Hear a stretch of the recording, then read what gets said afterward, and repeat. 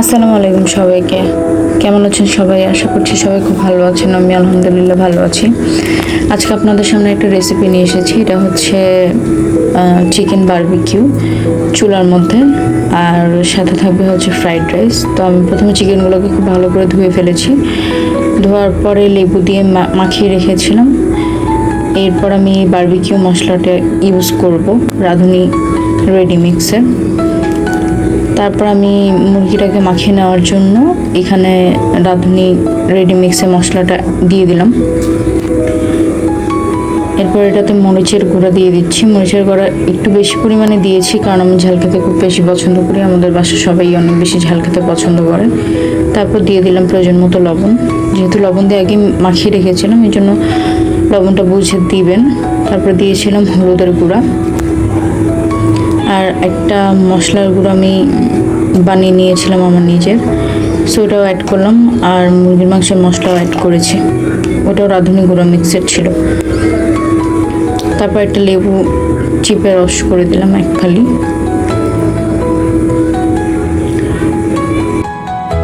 পরিমাণে সরিষার তেল দিলাম। সরিষার তেল দিলে ঘ্রাণটা খুব বেশি ভালো আসে। এরপরে আদা, রসুন এবং পেঁয়াজ বাটা দিয়ে দিলাম।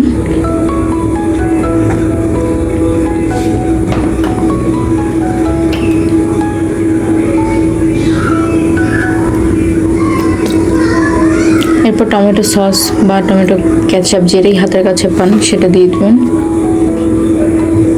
তারপর আমি এটাতে অ্যাড করব সামান্য পরিমাণে সয়া সস।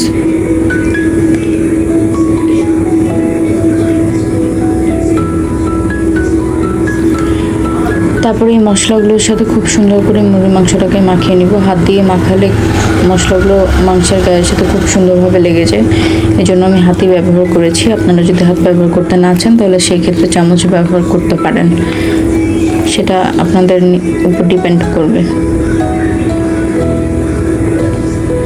মশলা মাখিয়ে রাখার পরে আমি কিছুক্ষণ এইটা রেস্টে রেখে দেবো। 4-5 ঘন্টার মতো আমি রেস্টে রেখে দিয়েছিলাম। আর এইটা আমার ছোট্ট সোনার জন্য ঝাল ছাড়া, সে ঝাল খেতে পারে না, এই জন্য তারটা আলাদা করে মাখিয়ে রেখেছিলাম। এরপর আমি এটাকে ফ্রিজে স্টোর করে রেখে দিয়েছি 4-5 ঘন্টার জন্য। বিকালবেলা আমি বানাবো।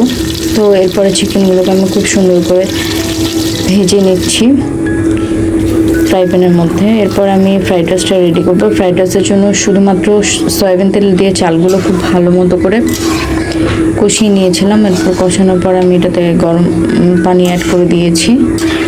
2 মগ চাল নিয়েছিলাম, সো এখানে 4 মগের থেকে একটু কম পানি দিয়েছি যেন ভাতগুলো খুব ঝরঝরে হয়।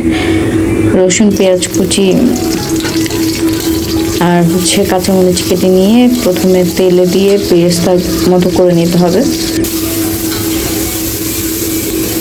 তারপর এখানে দিয়েছিলাম আমি মটরশুঁটি। আমার হাতের কাছে সেরকম কোনো সবজি ছিল না, এই জন্য আমি শুধু মটরশুঁটিটাই ব্যবহার করেছি।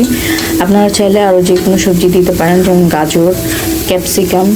আপনাদের হাতের কাছে যে সবজি থাকবে সেই সবজিটা আপনারা দিয়ে দিতে পারেন। আর আমি ডিম ব্যবহার করিনি, কারণ ডিমের গন্ধটা আমার ভালো লাগে না। তারপর সামান্য পরিমাণে টমেটো কেচাপ দিয়ে দিলাম। টমেটো কেচাপ দেওয়ার পরে এটা খুব ভালো মতো করে মিক্স করে নিলাম। একটু ভাজা ভাজা করে নিয়েছিলাম।